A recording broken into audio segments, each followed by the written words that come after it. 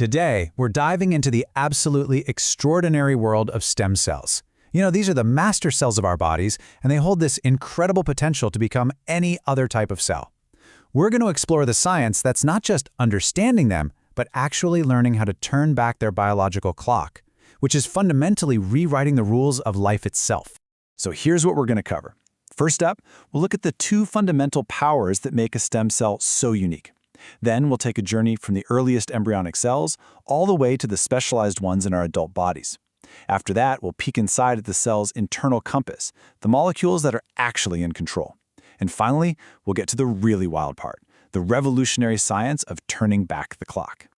Okay, let's get right into it. To really get a handle on all the amazing stuff that comes later, we first need to understand the core identity of a stem cell. What is it exactly that gives this one cell such incredible power? Just think about that for a second. A single cell that holds the blueprint for a neuron, a heart cell, a skin cell, absolutely everything. This isn't science fiction, This is the fundamental promise that makes stem cell research one of the most exciting fields in all of modern biology. So, what it really boils down to are two key features. First, a stem cell is unspecialized. It's basically a blank slate. But from that blank slate state, it has two very distinct jobs: the power to make more of itself and the power to transform into something completely new. Let's break those two powers down. On one side, you've got self-renewal. This is simply the ability to divide over and over again, creating a continuous supply of identical stem cells. But on the other side, you've got differentiation, and that's the real magic trick, right? That's the process where that blank slate cell commits to a specific identity and becomes a functional, specialized part of the body. Now here's what's really clever: how the cell actually manages to do both jobs at once. So, a stem cell can divide symmetrically, which creates two new identical stem cells. Plain and simple. But it can also divide asymmetrically. And when it does that, it produces one new stem cell to keep the supply going and one cell that's already on its way to becoming something specialized.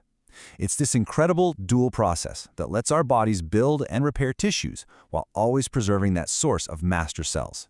All right, so we know what a stem cell does. But here's the thing. Not all stem cells are created equal.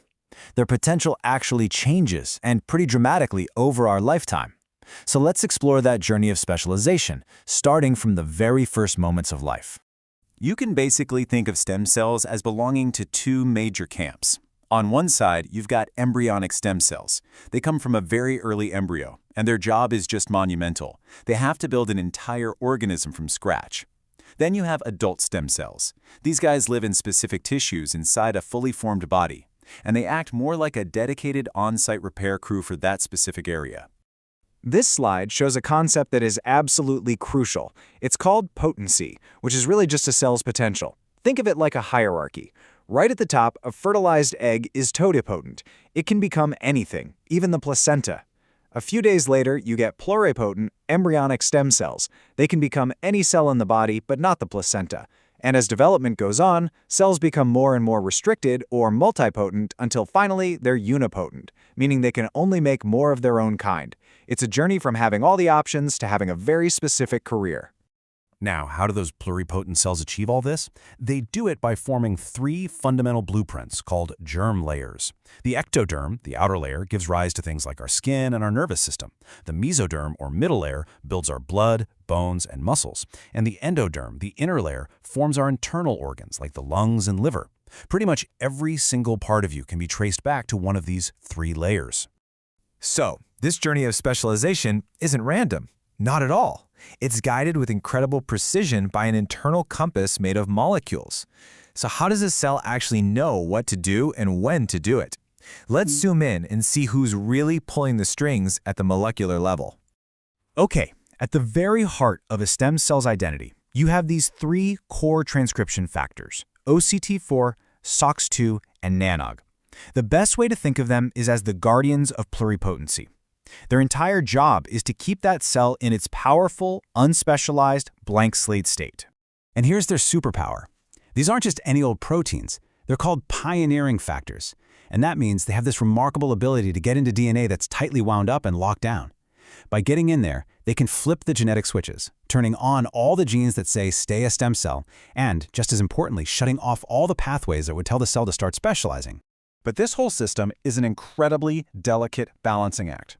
The core factors we just met OCT4, SOX2, and NANOG are right at the center of this network, but they're not alone. For instance, a protein called Lin28 is high in stem cells, and it actively blocks a molecule called LET7. But if Lin28 levels drop, LET7 is suddenly free to push the cell toward differentiation. It is a constant molecular tug-of-war that decides a cell's fate from one moment to the next.